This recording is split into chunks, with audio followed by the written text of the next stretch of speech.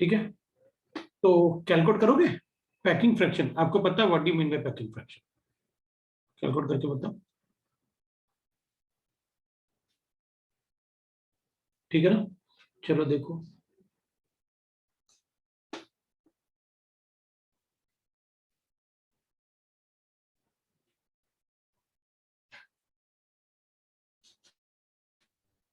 Packing fraction आपको पता है क्या होता है?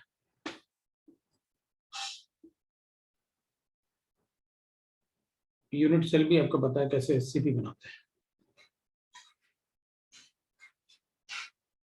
एससीपी कैसे बनाते हैं ये आपको पता है।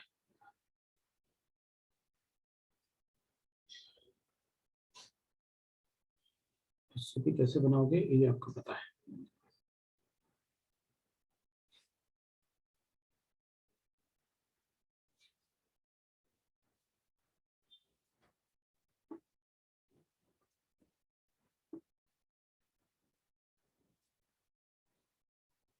तो भाई आंसर भी आता है।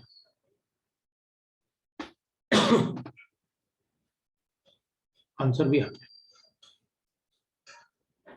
देखो देखो देखो, एनी फोर साइड्स।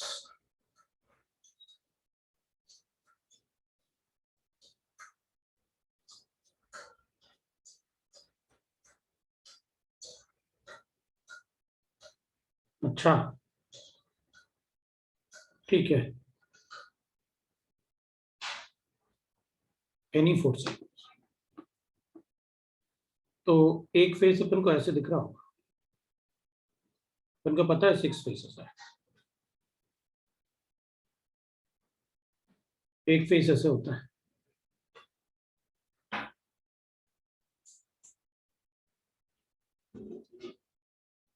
तो ये उसका आइडियल साइज होगा एक फेस पे जो रखेंगे। ये चारों आपस में टच करते हैं एससीपी में। एससीपी यूनिट सेल में ए इज इक्वल टू 2r होता है।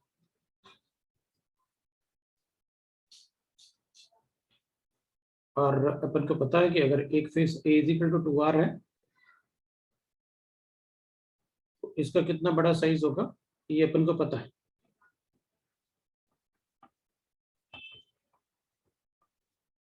ये अपन को पता है। तो पैकिंग फ्रैक्शन होता है z effective into 4/3 pi r cube divided by A cube. लेकिन z इफेक्टिव अपन को पता है कैसे लिखना है फॉर एससीपी। 1/8 इंटू 8, ये तो कॉर्नर से हो गया। What about those atoms which are placed at the face centers? 4 face centre पे। फेस सेंटर वाला तो आधा ऑक्युपाइड होता है ना हमारी यूनिट सेल में, तो you'll write 1/2 इंटू 2। लेकिन फिर इसका साइज तो अलग अलग है, इसलिए अपन इसमें ऐड नहीं कर सकते ऐसे, ये अलग होगा और ये वाले आइटम छोटे होंगे, ये लार्ज आइटम है। कोई बात नहीं, तो छोटे आइटम को देख लेंगे अपन। तो पैकिंग फ्रैक्शन में बड़े आइटम कितने हो गए? z इफेक्टिव 1, और उनका वॉल्यूम कितना हो गया? 4/3 पाई r क्यूब। ये बड़े आइटम हो गए। और छोटे आइटम क्या होंगे? कितने होंगे छोटे आइटम? तो for small item 1/2 into 4 faces पे है, 2 आने वाला है, तो z इफेक्टिव उनका 2 होगा और उनका जो साइज होगा वो बड़े के कंपैरिजन में कितना साइज होगा? 0.414 r होगा। तो ठीक है, r ऐसे लिखेंगे डिवाइडेड बाय 2r का क्यूब। चलो भाई r क्यूब तो कैंसिल हो गया, 4/3 पाई कॉमन कॉमन ले लेता हूं, कॉमन ले लिया। 1 + 2 इंटू 0.414 का क्यूब ले लेता हूं, ये हो गया, और डिवाइडेड बाय कर लेता हूं इंटू क्यूब, सो 8 कर देता हूं। इसको अपन 8 कर लेते हैं, देखो कितना आया। ये 4/3 पाई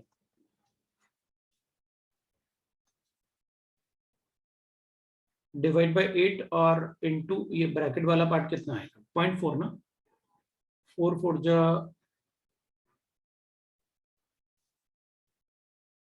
16 4 जा 64 0.64 0.65 into 2 1.3 1.3 plus 1 नहीं 0.65 into 2 ना 1.3 1.3 into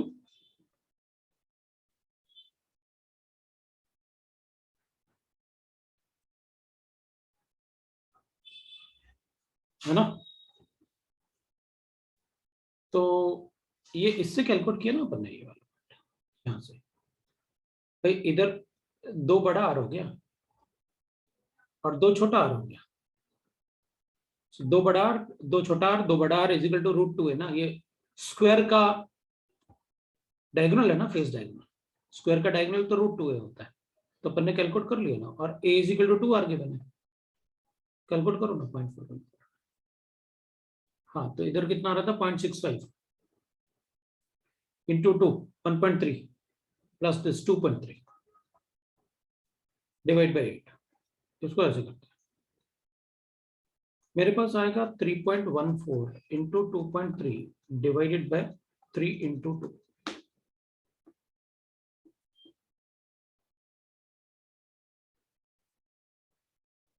देखना कहीं मैंने कुछ गड़बड़ किया क्या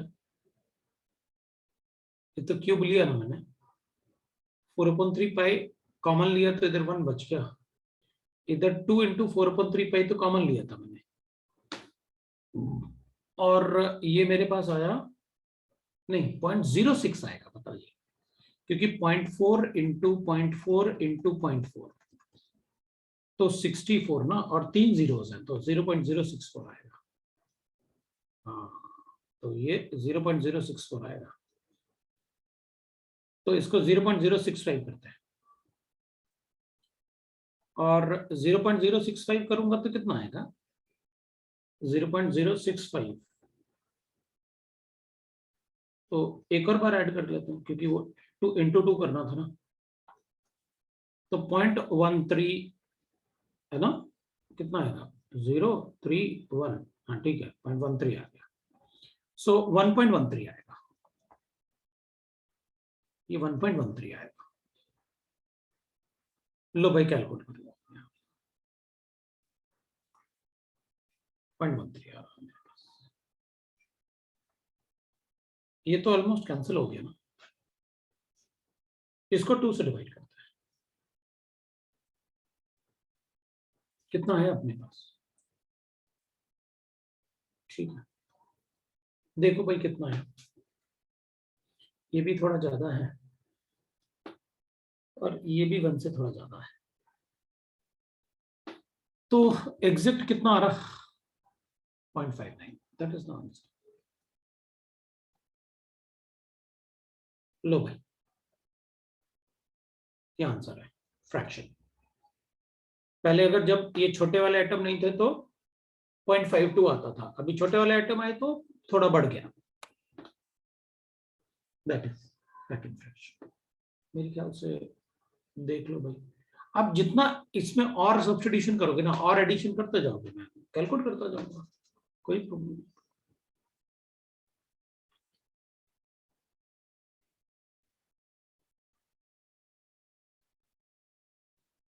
किसी को डाउट है तो बोलो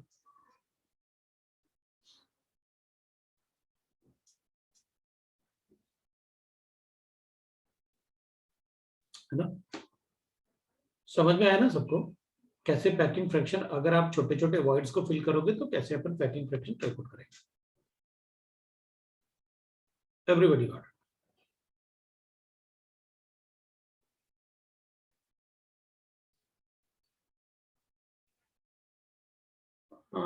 एफसीसी मतलब sir can we do this by finding packing fraction of FCC no that is not possible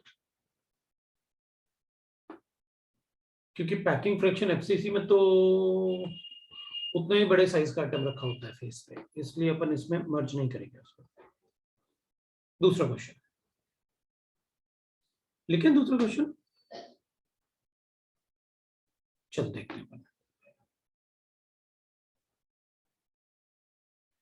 calculate the ideal size of atom that can be placed on the face center of FCC unit cell, BCC unit cell, and also calculate its coordination number. तो body centred unit cell अपन सबको पता है कैसे होता है।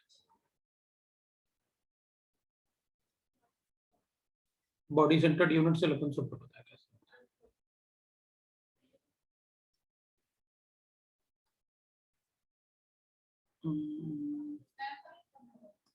Body centred unit cell अपन सबको पता है कैसे होता है।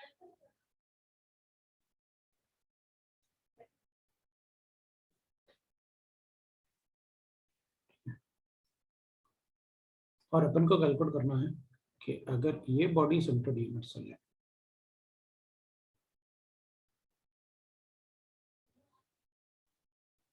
तो वी नो दैट एटम इधर होता है, इधर होता है, इधर होता है, इधर होता है, ऐसा होता है, और एक सेंटर में एटम। अपन को कैलकुलेट करके बताना है कि इधर कितने बड़े साइज का एटम रख सकते हैं। What is the size of this atom that can be placed on the face centre of this. इसका कोऑर्डिनेशन नंबर और इसका साइज कैलकुलेट करके बताना है। BCC unit cell, you know that how it is.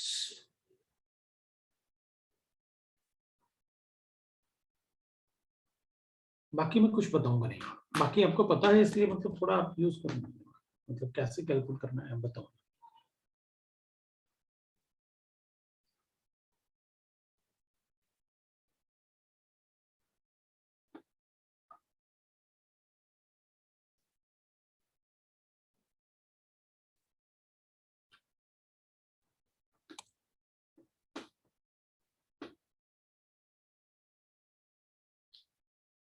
कितना आया कोऑर्डिनेशन नंबर?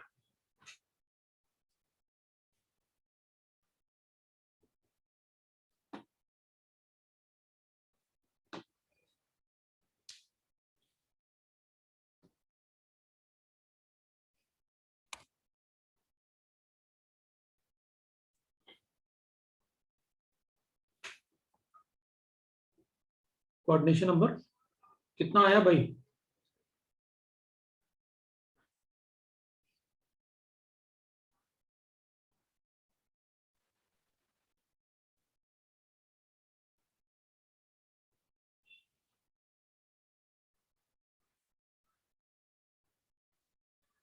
Six wrong.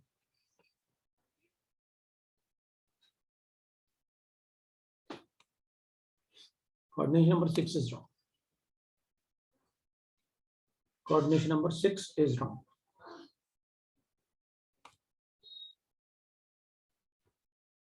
सोचो सोचो, पढ़ाया तो है यार।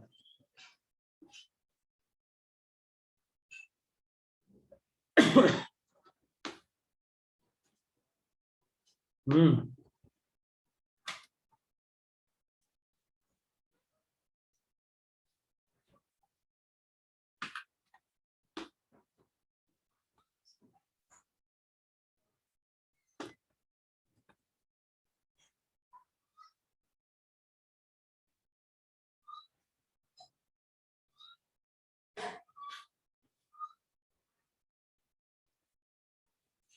Six is wrong.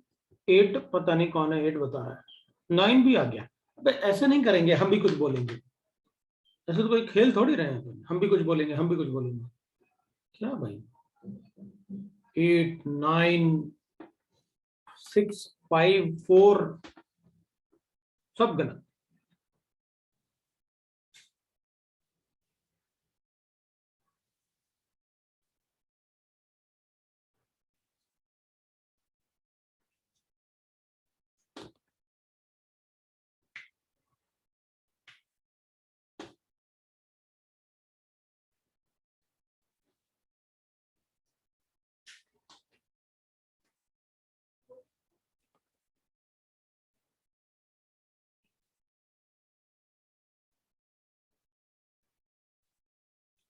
2 is correct. Coordination number is 2. That's correct.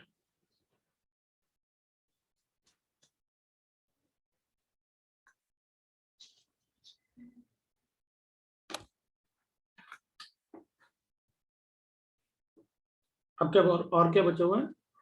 Coordination number and size of, उसका साइज कैलकुलेट करके बताओ, फिर मैं बताता हूँ।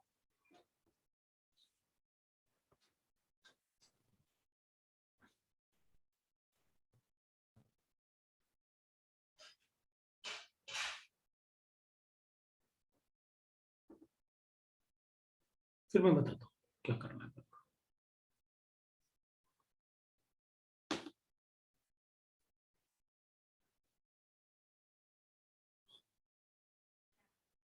इतना आंसर बता रहे हैं,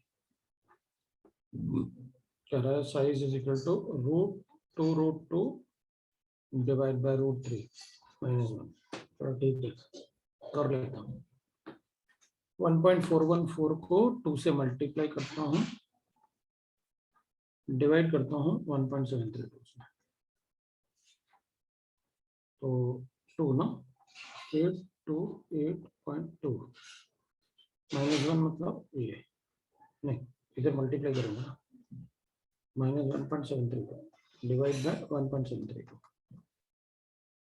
तो अब √3 ले लेते हैं, इधर तो ज्यादा अच्छा नहीं था। 2.828 1.732 कितना हो रहा है? डिवाइड बाय 1.732,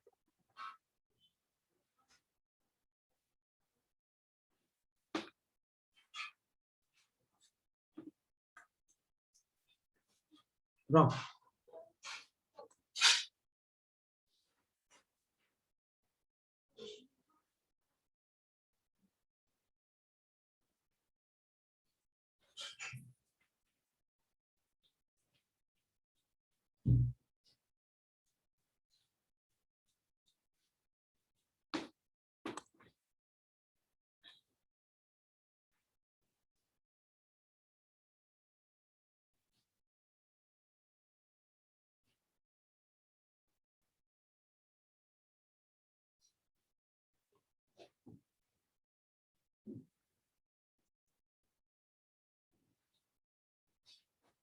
कह रहा है 4√3, नहीं 4√3 तो और भी गलत होगा यार।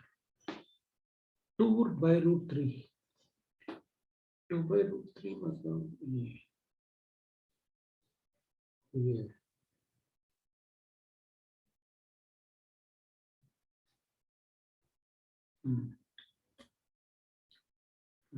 ठीक है।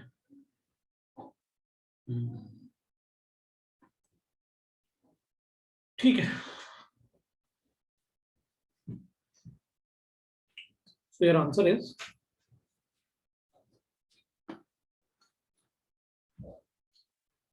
चलो सबने आंसर बताया, देखते हैं अपन क्या करना है। पहले अपन कोऑर्डिनेशन नंबर की बात करते हैं।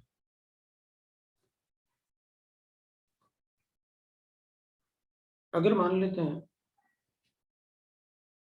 कि भाई अगर ये चारों एटम आपस में टच करते हैं, मान लेते हैं, तो यहां जो एटम आता ना,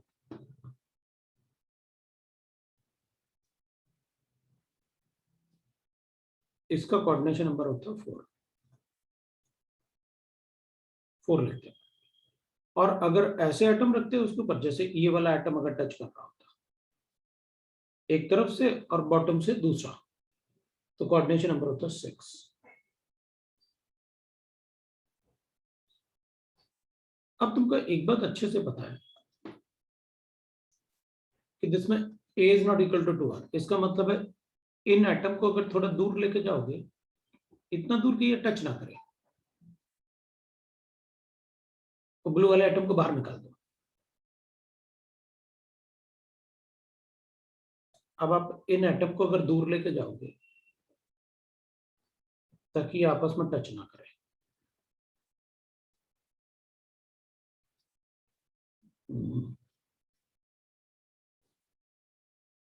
तो फिर ये बताओ, ये जो ब्लैक वाले एटम है ऊपर और नीचे, ये ब्लैक वाले एटम, तो एक ऊपर है और एक नीचे है। अगर इनको दूर लेके जाऊंगा तो ब्लैक वाले एटम पास आएंगे या दूर जाएंगे?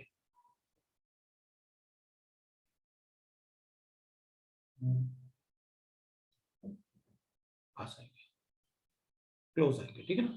चलो, अब अगर वो क्लोज आएंगे, इसका मतलब है कि दो ब्लैक वाले एटम के बीच में, ये तुम्हारा छोटा वाला एटम है जो इन दोनों को टच कर सकता है, क्योंकि ये कॉर्नर वाला एटम तो दूर चलेगा, वो तो इसको टच कर ही नहीं सकते, क्योंकि इसके बीच में जो छोटा एटम रखा होगा वो सिर्फ ब्लैक वाले एटम आपस में टच कर सकते हैं, पीछे से और आगे से। ये चार एटम तो उसको टच कर ही नहीं पाएंगे। ये चार एटम तो उसको टच तब करते जब वो पास ऐसे होते और ये ब्लैक वाला एटम उस पर रखा होता और बॉटम साइड से एक और ब्लैक वाला एटम रखा होता, तो फिर इसका साइज अपन बताते 0.414। लेकिन अभी तो आपने क्या किया, इनको दूर कर दिया तो ब्लैक वाले एटम पास आ गए। ब्लैक वाले एटम पास आ गए तो बीच में जो एटम है वो सिर्फ इन ब्लैक वालों को टच कर पाएगा, कॉर्नर वालों को टच नहीं कर पाएगा, क्योंकि कॉर्नर वाले आपस में टच करते ही। ये बिल्कुल ऐसी सिस्टम बन गया, ठीक है। मतलब ये जो एटम है इसका कोऑर्डिनेशन नंबर 2 है, क्योंकि वो सिर्फ ये ब्लैक वाला एटम, इधर वाला ब्लैक वाला एटम और इसके फेस वाले ब्लैक वाले एटम को टच कर सकता है बस। मतलब एक वो और एक ये, इसको टच कर सकता है,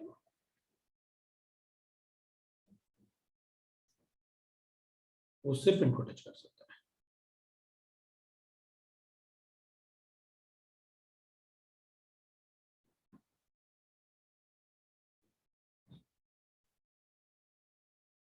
तो अपन कहेंगे ठीक है भाई,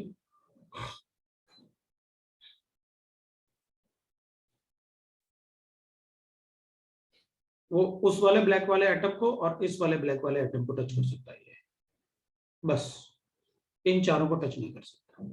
वही सिस्टम बना दिया आपने यहाँ पे।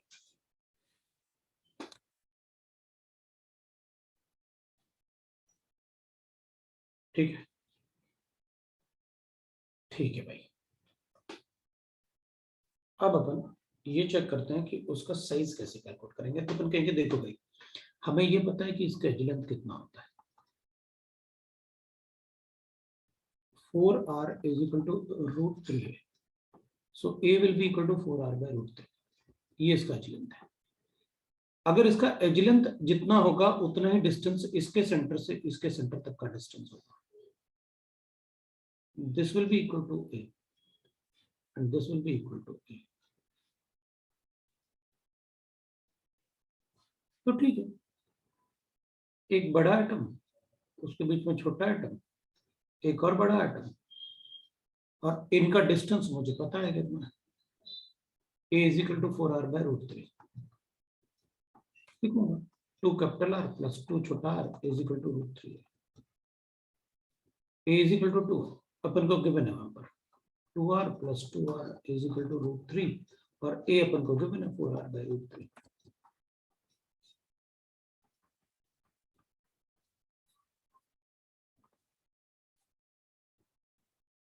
छोटा r ये आ गया।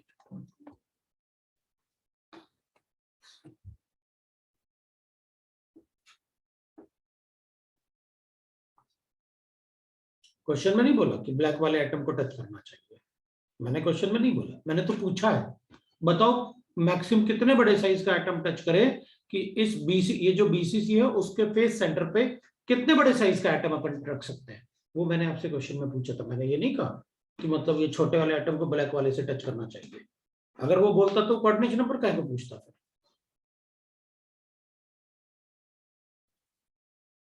नहीं, बिल्कुल नहीं।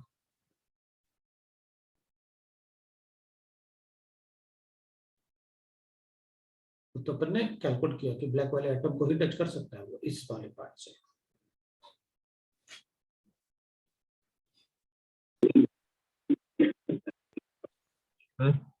बोलो। हेलो हाँ बोलो बोलो। सर, वो आपने रूट से लिया है ना वो। हाँ हेलो। सर, वो रूट से आया क्या सर, बॉडी डायग्नोसिस नहीं है? ये हो गया। ओके। हाँ सर। हाँ √3 तो बॉडी डायगोनल से ही आया।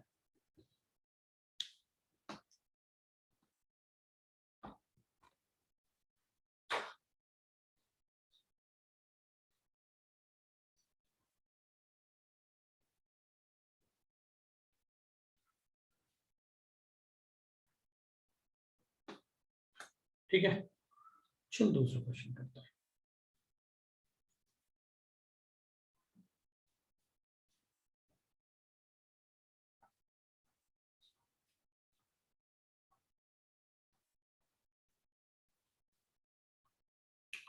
दूसरा क्वेश्चन है मेरे पास।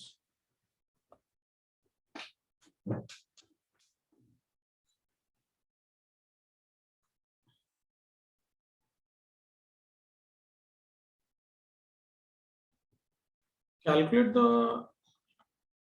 empirical formula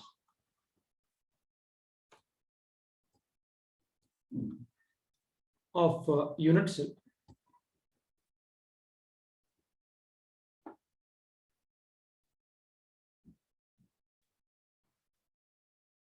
with CCP structure. If A atoms forms CCP unit cell and B atoms are in all octahedral voids,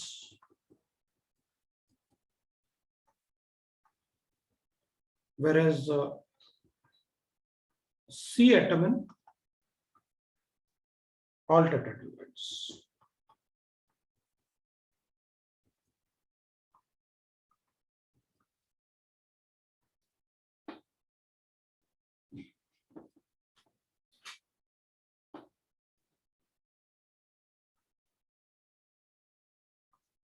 You know what do you mean by CCP?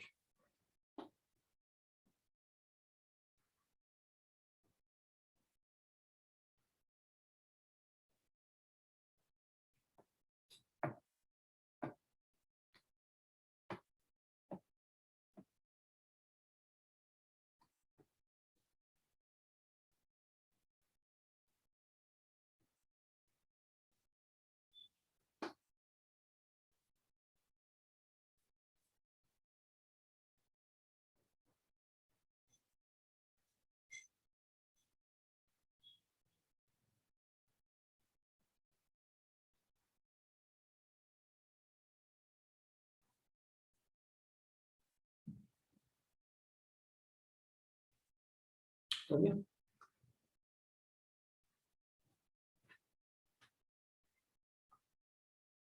Empirical formula है।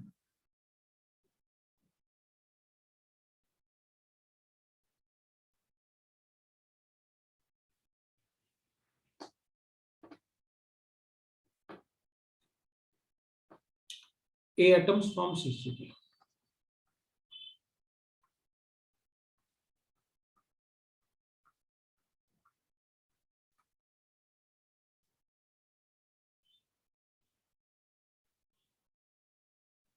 ठीक है, empirical formula face centres, ये front वाला face और ये back वाला face. अब बात करते हैं ऑक्टाहेड्रल वॉइड की।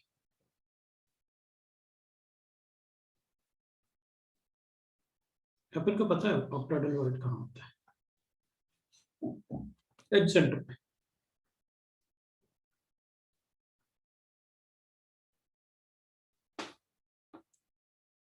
और tetrahedral void we know that where it is, near each corners.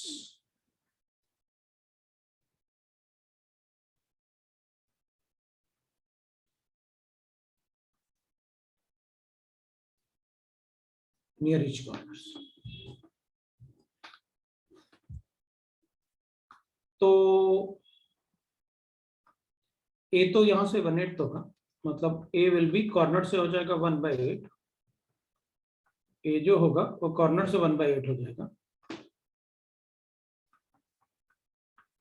और फेस सेंटर से 1/2 × 6।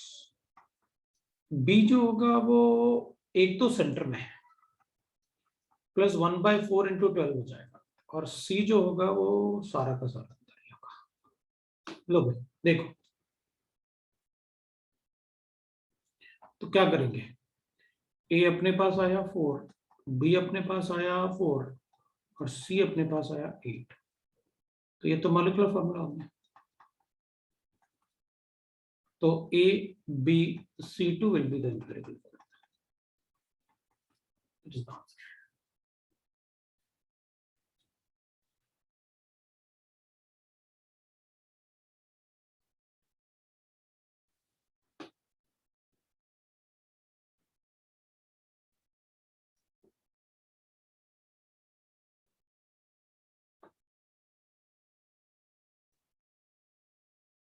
अब कैसे भी लिखो फर्क नहीं पड़ेगा, C2A भी लिखो या BC2A लिखो, मॉलिक्यूलर फॉर्मूला मतलब मालूम है।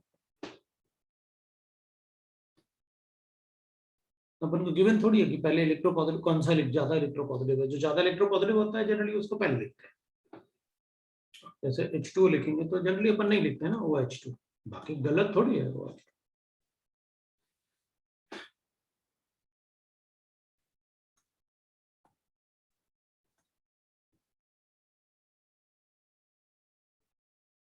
Calculate the empirical formula of FCC unit cell if A atoms are at corner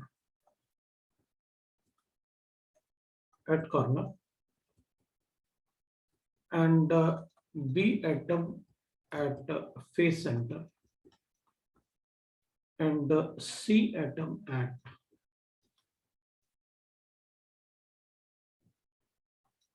half of the tetradeltoids.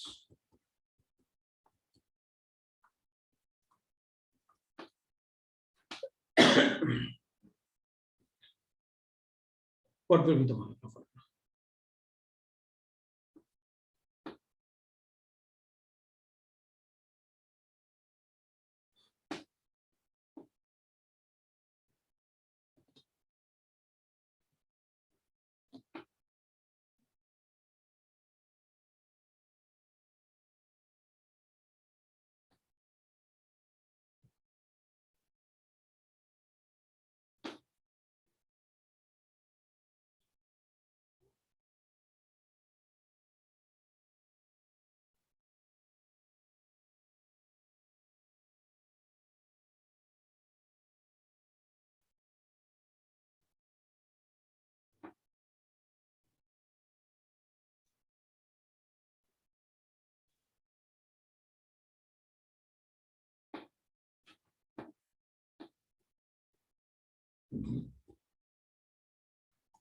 A atom at the corners, B atom at the face centers, C atom will be in a half of the tetradeltoids. ठीक है,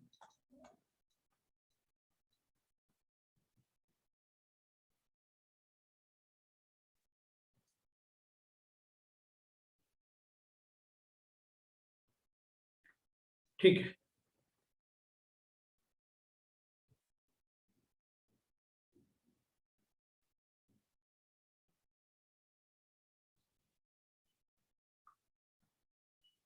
ठीक है, एक दूसरा question देखते हैं।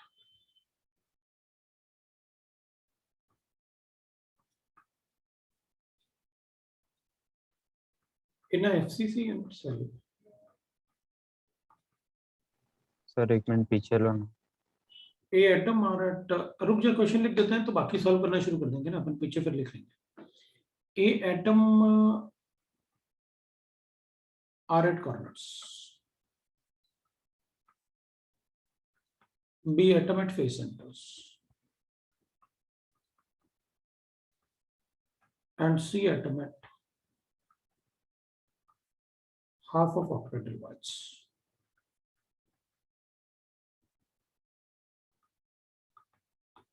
Calculate empirical formula if 3 atoms from the corner and 2 atoms from face center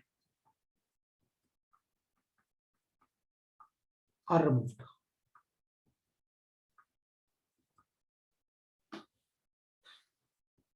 ये था क्वेश्चन. अब अपन देख लेते हैं उसमें क्या है. प्रीवियस पेज ले लो. ये लो. Yes sir.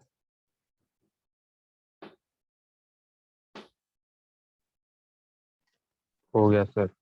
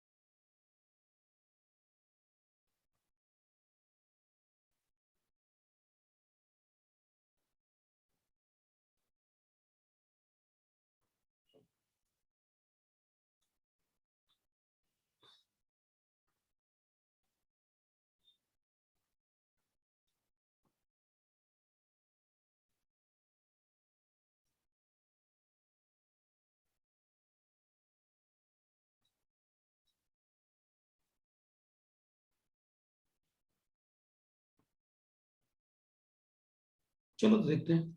ए पहले 1/8 इंटू 8 हुआ करता था, अब 5 ही बचे. बी पहले 1/2 इंटू 6 हुआ करता था, 6 फेस, अब 4 ही बचे क्योंकि 2 हटा दिया. और C is half of the octahedral void, मतलब 1/2 इंटू 4 हो गया. तो ए हो गया 5/8 और बी हो गया 2 और सी हो गया 2. तो ये हो जाएगा A5 B16 और C16 किसी नंबर से डिवाइड नहीं हो सकता ना. नहीं हो सकता, इसी को बताना पड़ेगा. फ्रैक्शन में एटम नहीं लिखा जाता. फ्रैक्शन में एटम नहीं लिख सकते, इसलिए आपको ऐसे बताना पड़ेगा. अब यही आपका मॉलिक्यूलर फॉर्मूला है, इसी को आप एम्पिरिकल फॉर्मूला बताना.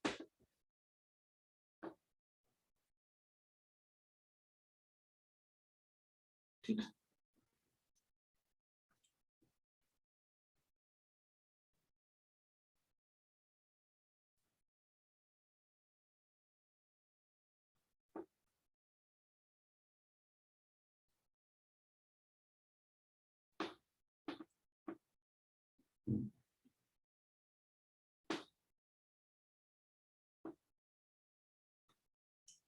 तो दूसरा पेज देखते हैं.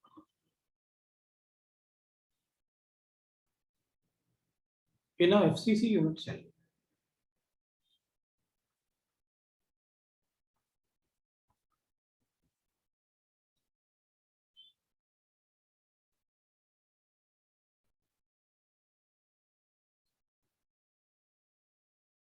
अपन को एक बात पता है, ऑक्टाहेड्रल वॉइड कितने होते हैं भाई किसी भी यूनिट सेल में? जेड इफेक्टिव के बराबर. और टेट्रा कितने होते हैं? जेड इफेक्टिव से डबल. और एफसीसी में जेड इफेक्टिव कितना होता है? 4.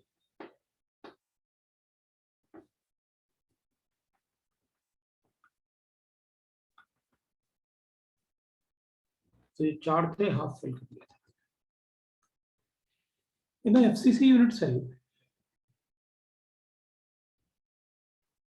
ए एटम्स, कॉर्नर्स.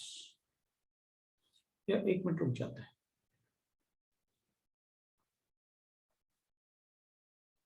ए atom forms FCC.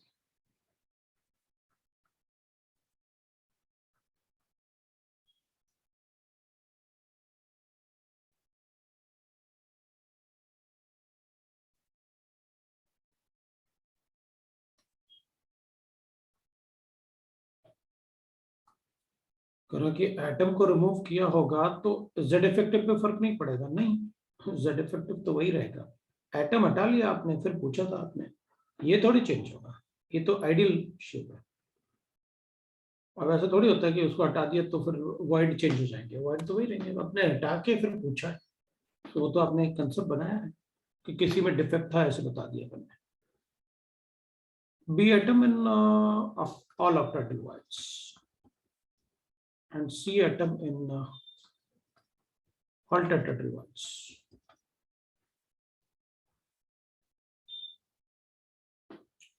Calculate molecular formula. Empirical formula बोल देते हैं. If all the atoms along the plane of one of the face are removed,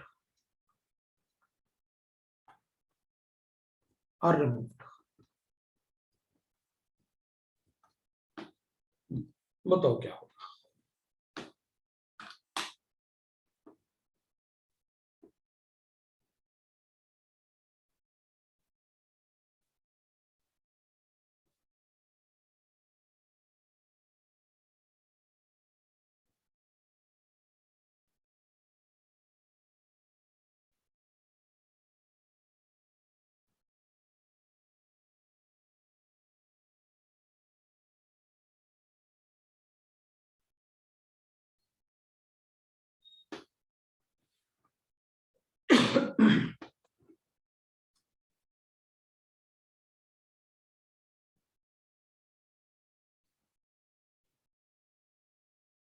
empirical formula लिख लो.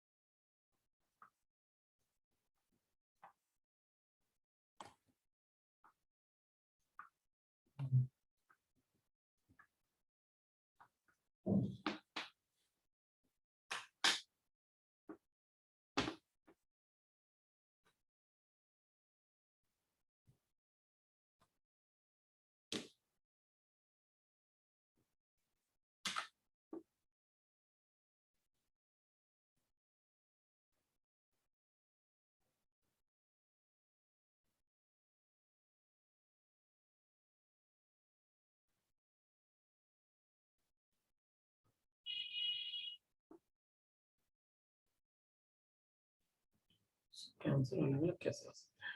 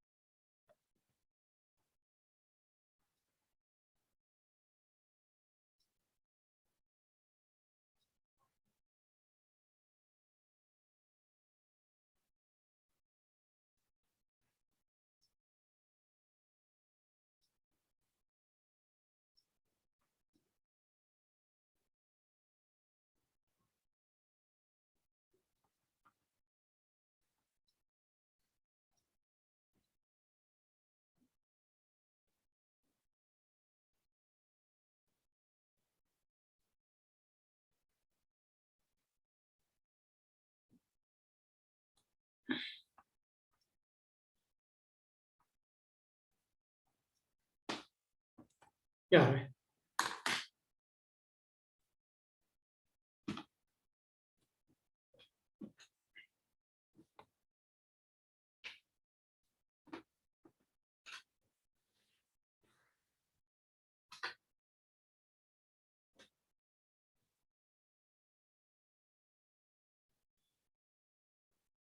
बी का आंसर भी आ गया।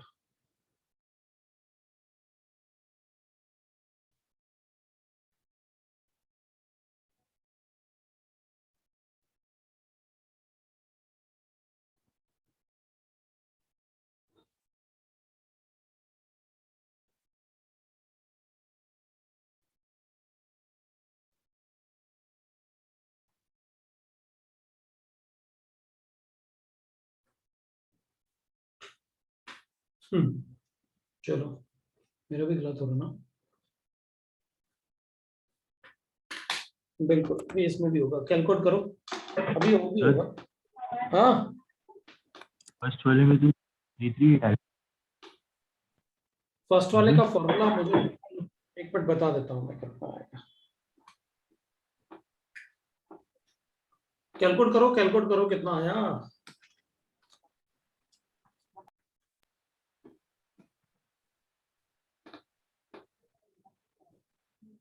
तो लेकिन ऐसे 3 3 है ना। ये आ रहा है 1/8 इंटू 4 प्लस 1/2 इंटू 5,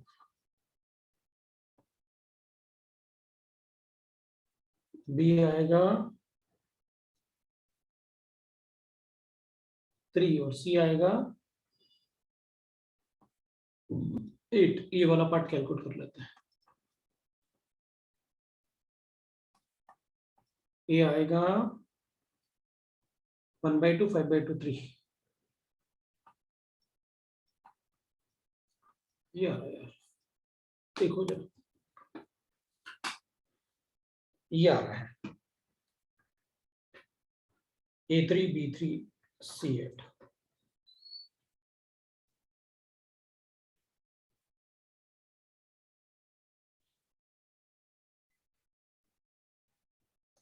अब बी वाला चेक कर लेते हैं।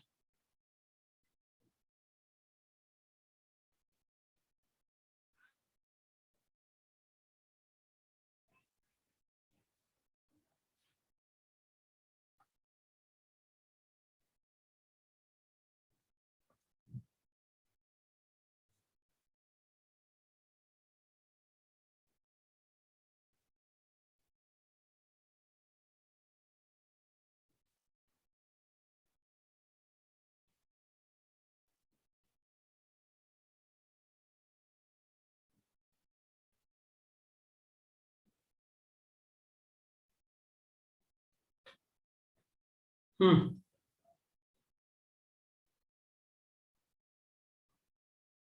ये तो इधर होगा,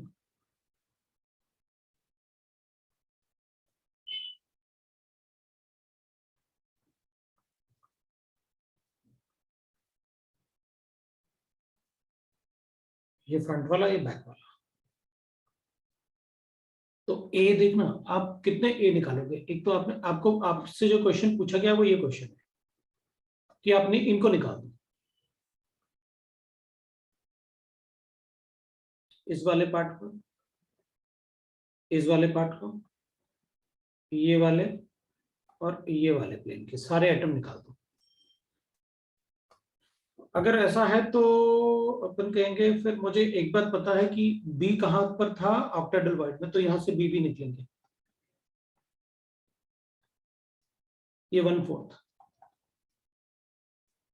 सी तो अंदर होते हैं ना, प्लेन पे, फेस के प्लेन पे होते ही नहीं। तो निकलेगा क्या, ये चला जाएगा, मतलब क्या क्या निकलेगा वो देख लेते हैं। ये चला जाएगा, ये जाएगा, ये जाएगा, ये जाएगा, ये जाएगा, ये और ये सब चले जाएंगे। तो कितने चले गए, 1/8 4 चले गए, तो बचे कितने, 1/8 4 बचे। और फेस सेंटर तो एक ही जाएगा ना, 5 तो बचेंगे ना, तो हाफ में ये 1/4 एक एज से जाएगा, तो 4 एजेस से 1 चला गया। तो ऑक्टाइडल 4 होते हैं तो 3 बचे, टेट्राडल सारे ही बचे।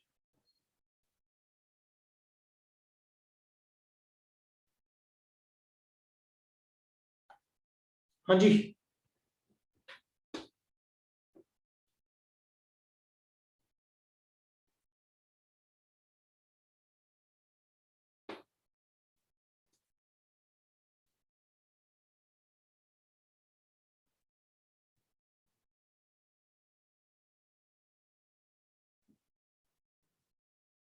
अब देखते हैं बी वाले part. along one of the body diagonal is removed। अब बॉडी डायगोनल पे क्या होगा, एक कॉर्नर वाले चले जाएंगे, तो ए जो है वो 1/8 इंटू 6 बचेगा, दो कॉर्नर के जाएंगे, और बी जो है वो एक सेंटर में जो ऑक्टाहेड्रल वॉइड होगा उससे चला जाएगा बी, और सी जो है वो दो टेट्राहेड्रल वॉइड उसी एक्सिस पर प्रेजेंट होगी, तो 6 बचे। 3/4 हो गया।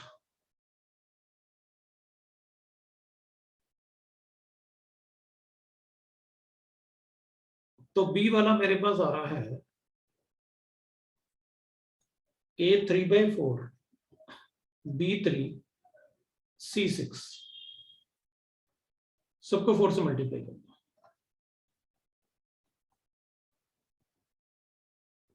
अब सबको डिवाइड कर दो 3 से। ये आ रहा है एम्पेरिकल फार्मूला। बोलो A5 कहां से आ गया? अच्छा मैंने फेस सेंटर मिस कर दिया।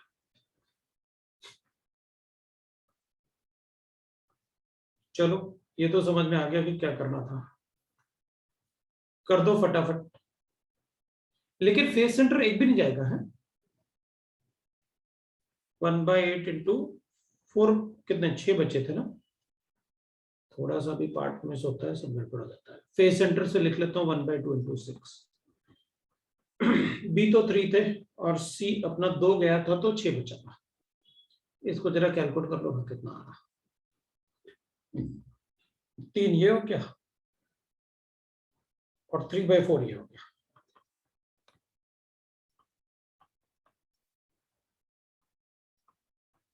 अब अपने आप लिख लो यार, बहुत देर हो गई प्लस माइनस करते करते।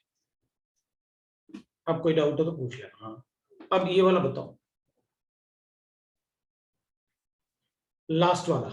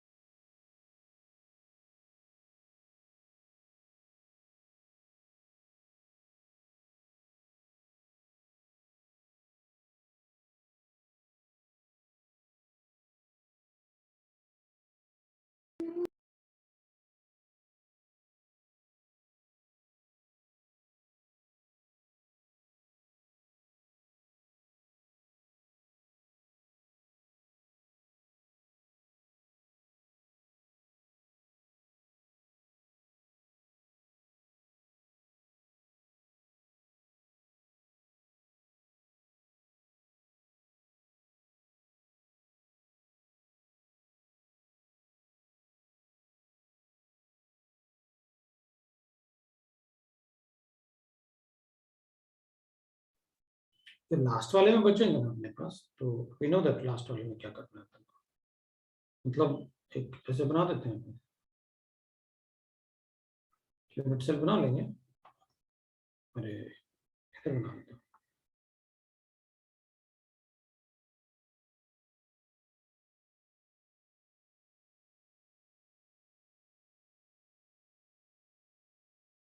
तो उनको पता है क्या बस।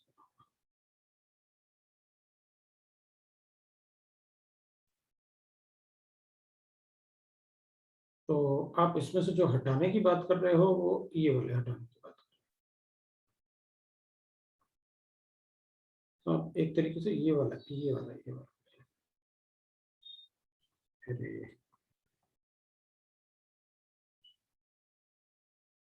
यहाँ से हटाने की बात कर रहे हो। तो हटाओ, 1 2 3 और 4 तो ए चले जाएंगे, तो ए बचा 1/4 इंटू 4 बचे। अब बी की बात करते हैं। बी ऑक्टाइडल वॉइड था, एक तो सेंटर से पूरा चला जाएगा और यहां से 1/4 और यहां से 1/4 जाएगा। सर So, ए का फेस एक तो सेंटर से गया 1/4 इंटू 12 की जगह 10 बचेगा, प्लस बस इतना ही बचेंगे, सेंटर वाला तो गया। सर ए का साइड भी देखिए। अच्छा एक फिर मतलब भूल गया, एक है ना, ए का 1/4 इंटू 4 बचा, प्लस 1/2 इंटू 6 बचा, ये तो हो गए ए। अब बी जो बचा अपने पास वो बचा कितना था, बी वाला ऑक्टाइडल वॉइड, तो कितने बचे थे, एक तो सेंटर से गया था 10 बचे थे, सो 1/4 इंटू 10, और सी बचा कितना, 4 सी चलेगा, 4 बचे।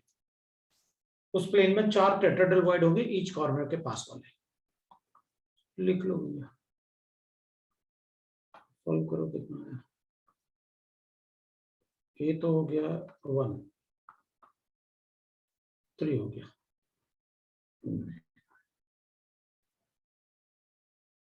1/8 होना चाहिए ना ये, हाँ यार वही मैं सोचूं, ये 1 कैसे आ गया, 1/8 इंटू तो 1/2 हो गया, तो 1/2 और 3 ये हो सर गया। ए में फेस सेंटर के भी 2 जाएंगे।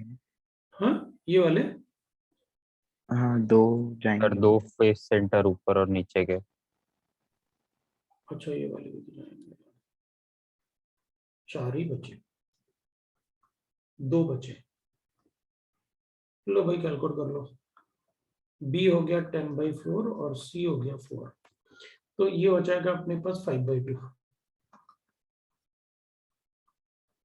और बी हो गया अपने पास 10/4 और सी हो गया अपने पास 4। हाँ 4 से मल्टीप्लाई करते हैं, ये हो गया 4 से मल्टीप्लाई करूंगा तो 10, बी हो गया 10 और ये हो जाएगा 16। किससे डिवाइड करें, 5 से, 2 से ही करना पड़ेगा, A5 B5 C8 ये आ रहा है।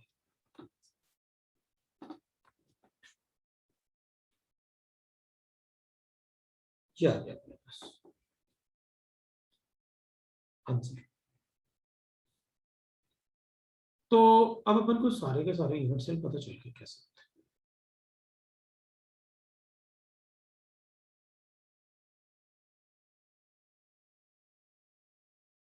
हाँ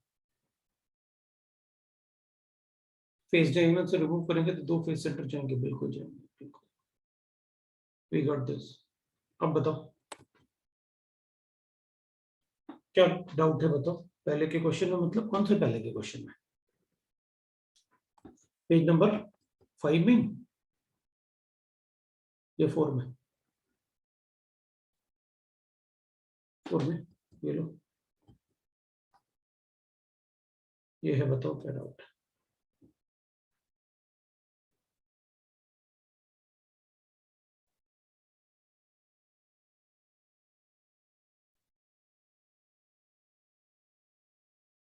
बोलो क्या डाउट है।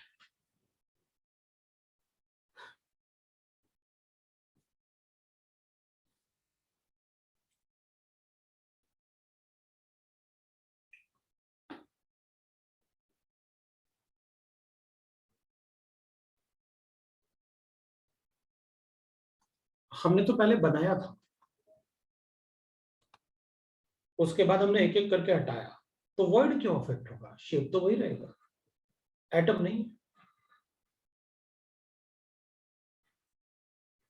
भाई अगर आप टेट्राहेड्रॉन बनाते हो तो ऐसे बनाते हो, 1 एटम 2 एटम 3 एटम, उसके ऊपर 1 एटम, बीच में छोटा एटम। अब अगर आप पूरा ऊपर वाला एटम हटा लो तो अपन ये थोड़ी कहेंगे कि ये टेट्राहेड्रल वॉइड में नहीं आ सकता, अपन कहेंगे ये एटम तो टेट्राहेड्रल वॉइड में ही है, आपने 1 एटम हटा लिया, हटा लो कोई बात, साइज तो वही रहेगा।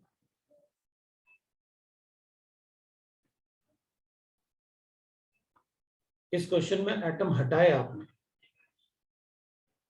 उस क्वेश्चन में भी एटम हटाया आपने, यहाँ प्लेन्स अपन ने लिए, डायगोनल प्लेन, यहाँ पर सिर्फ एटम को हटाया था, साफ साफ दिख रहा था कि एटम रिमूव कर रहे हैं। वहां प्लेन्स भी चेक करने पड़ते हैं कि किस प्लेन से कितने एटम जाएंगे और क्या क्या एक प्लेन में प्रेजेंट होता है। ये डिफरेंस था इस क्वेश्चन में।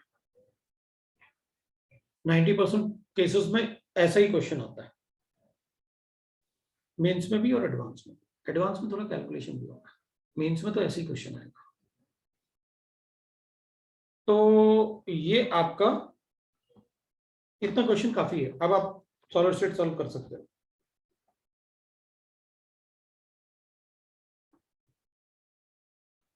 ठीक है, अब आप कोऑर्डिनेशन कंपाउंड के डाउट्स बता दो। बताओ भाई, कोऑर्डिनेशन कंपाउंड के डाउट्स। कोऑर्डिनेशन कंपाउंड के जो डाउट्स हैं वो बता दो। लो भाई, कोऑर्डिनेशन कंपाउंड के डाउट्स अपने पास हैं।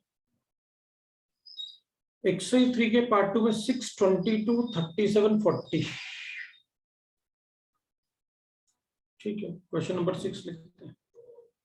Exercise 3 part 1 question number 6। बाकी डिस्कस हो गया क्या?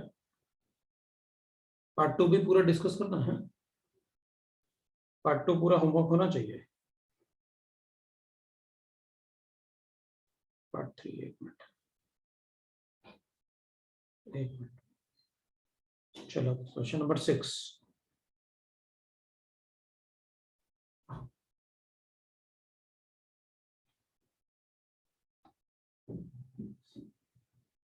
ठीक है, क्वेश्चन नंबर 6 जो है ना, एक्चुअली ये बॉन्ड लेंथ जो है, आर वाले बैच जा सकते हैं, आर के बच्चे जो जा सकते हैं। The bond length of CO is 1.128. What will be the bond length in? अब अपन को ये बॉन्ड लेंथ FeCO में गिवन नहीं है ना, FeCO होल 5, ये अपन बता नहीं सकते क्या होगा।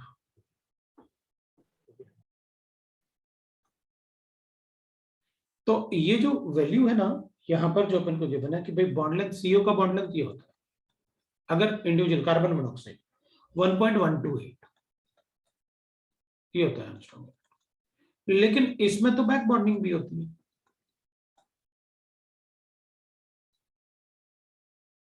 है ना, तो इसमें तो बैक बॉन्डिंग भी होती है। अब बैक बॉन्डिंग में क्या होता है, तो अपन कहते हैं इसका एम्प्टी ऑर्बिटल जो होता है ना, और इसका जो डी ऑर्बिटल होता है, वो इसको इलेक्ट्रॉन देता है। अगर ये इसको इलेक्ट्रॉन देगा तो ये बॉन्ड लेंथ बढ़ेगा, तो सिनर्जिक बॉन्ड है ना।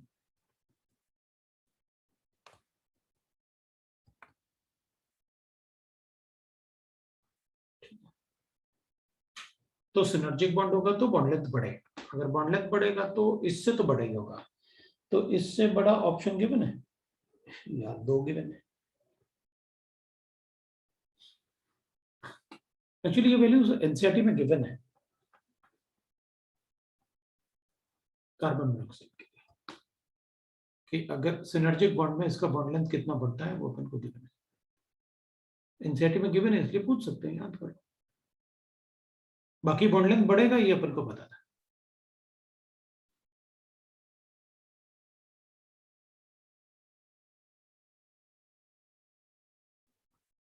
बिल्कुल, ये आपका question number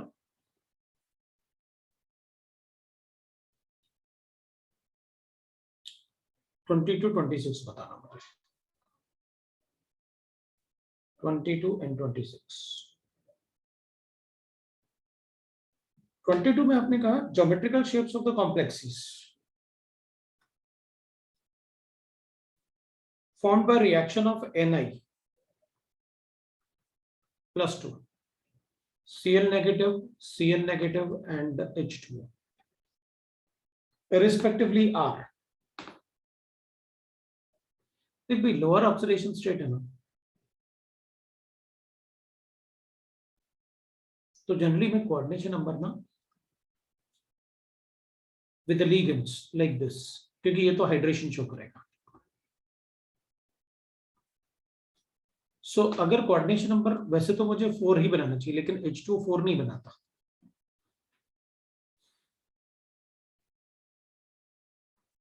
lower oxidation state अगर ये होता ना, तो मैं कोऑर्डिनेशन नंबर 6 ही बनाता सबके।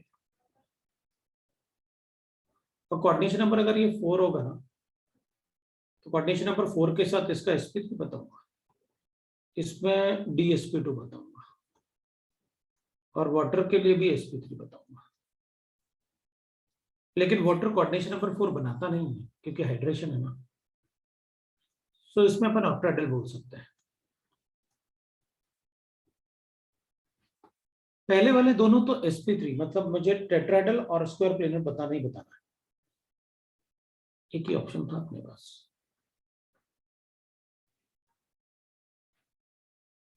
एक ही ऑप्शन है अपने पास, टेट्राहेड्रल और उसके साथ एक ही ऑप्शन था अपने पास।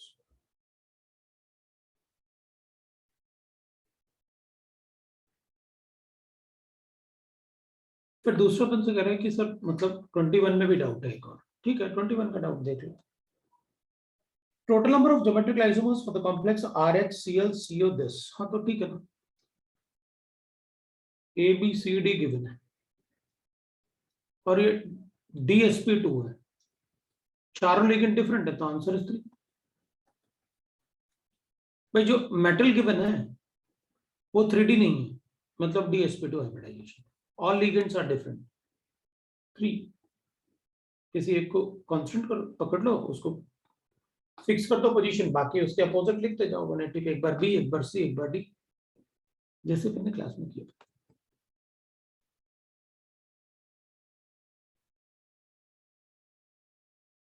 ना।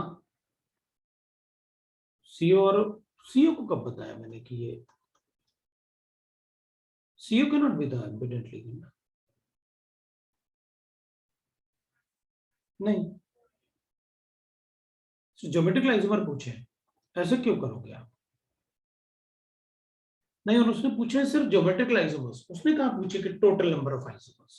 पहली बात तो ये ज्योमेट्रिकल मतलब जो बना हुआ है बस, अगर आप ऐसे कहोगे तो वो लिंकेज हो गएंगे ना, फिर तो अगर ऐसे ऐसे सोचा भी तो लिंकेज हो जाएगा, और उसने तो सिर्फ ज्योमेट्रिकल पूछा, लिंकेज क्यों बनेगा? 26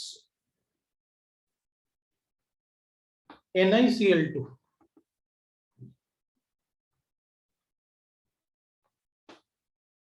और 2 बड़े से लिगेंड्स हैं,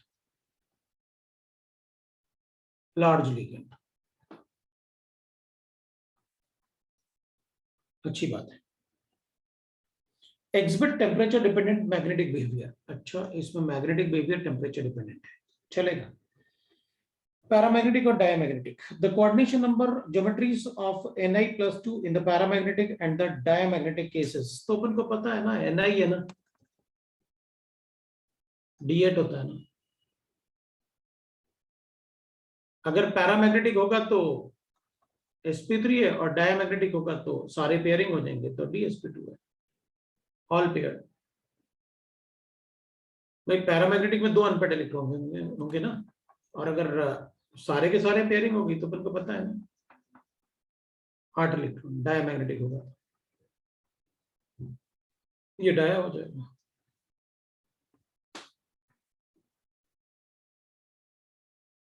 पक्का ना? फिर आपने पूछा था 37 और 40, 37 and 40 है।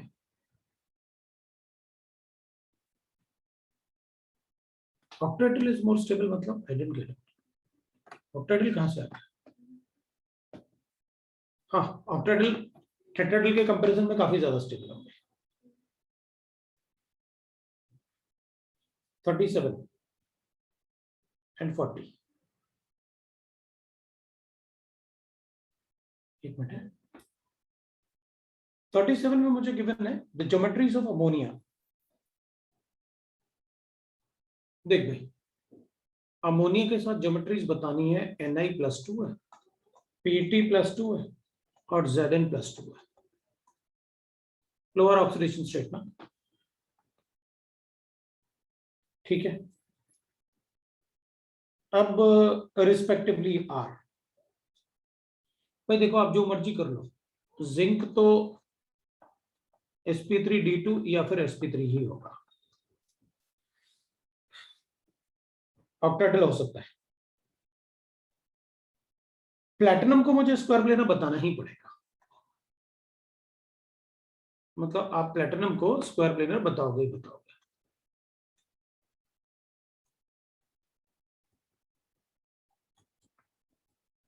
ये तो पक्का है। और अमोनिया के साथ निकल, या तो स्क्वायर प्लेनर होगा, कोई स्क्वायर प्लेनर से शुरुआत है, हाँ है, ये तो ऑक्टेटल नहीं बना सकता। और जिंक ऑक्टेटल बना सकते हैं, तो फंसा दिया इसमें। प्लेटिनम तो स्क्वायर प्लेनर ही बनाएगा, क्योंकि प्लेटिनम +4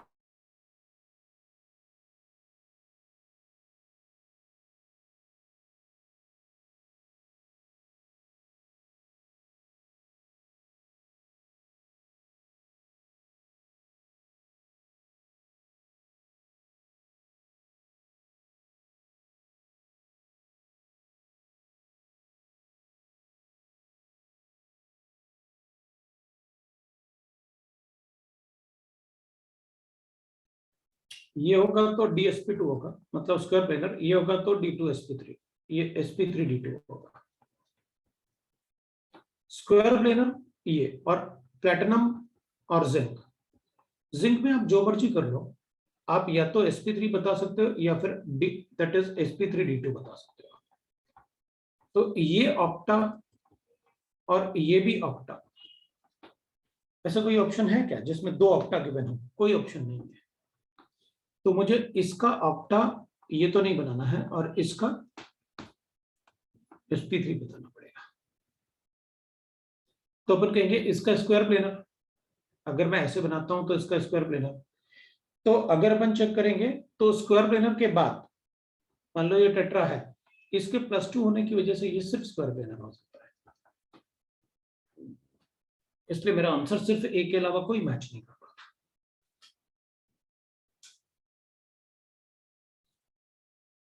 उसके अलावा कोई मैच नहीं कर रहा था। अब अपने पास क्वेश्चन नंबर 40 था। 40 में अपन को गिवन था the ammonia prepared by treating ammonium sulphate and calcium hydroxide. ठीक है, अमोनियम का कोई भी सॉल्ट लो और उसको स्ट्रॉन्ग बेस के साथ रिएक्ट करो, हमेशा अमोनिया लिबरेट होगा,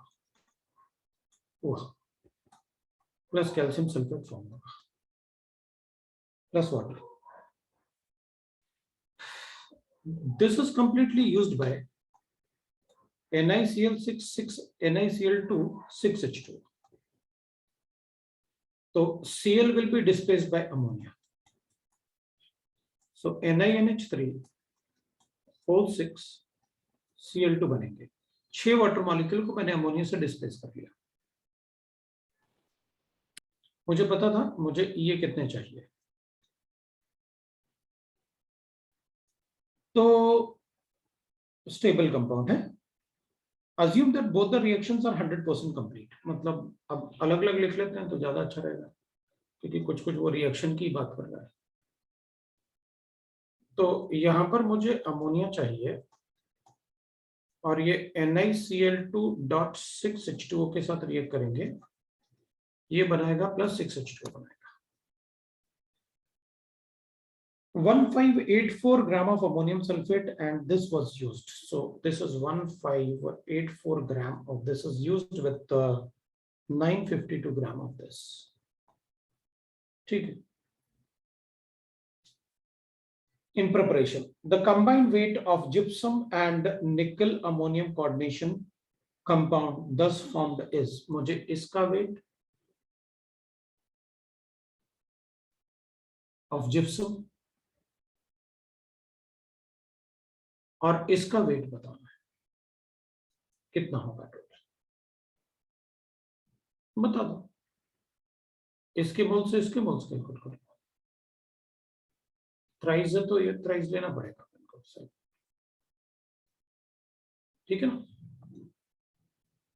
इससे बता दो कितना वेट होगा, और जितने मोल्स इसके फॉर्म होंगे उतने ही मोल्स इधर कंज्यूम होंगे, और इन दोनों अगर इसके मोल्स आएंगे तो मुझे इसमें लिमिटिंग रीजन चेक करना पड़ेगा, तो इसके मोल्स आ जाएंगे। बता दो, मास कैलकुलेट कर लो, that will be the answer.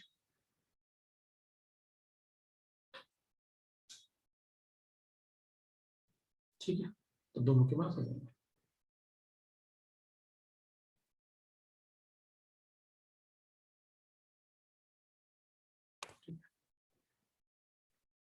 हो गया डाउट्स? चलो भाई फिर कल की क्लास तो कैंसिल करवा दी तुम लोगों ने। चलो सर बोलो। सर कल 7 बजे क्लास नहीं है? नहीं कल मतलब कैंसिल करवा दी ना सबने मिलकर, कि मतलब उनका केवी वालों की स्कूल है कल, ओके सर। है ना, और पता नहीं और भी एक और कोई स्कूल है, तो मैंने कहा चलो संडे को शिफ्ट कर दो क्लास, तो संडे को शिफ्ट करवा दी वो क्लास, संडे मॉर्निंग शिफ्ट होगी वो क्लास। चलो थैंक यू। हाँ एक दिन छुट्टी ले लो कल, बढ़िया आराम से होमवर्क कंप्लीट करने के लिए। चलो थैंक यू बाय।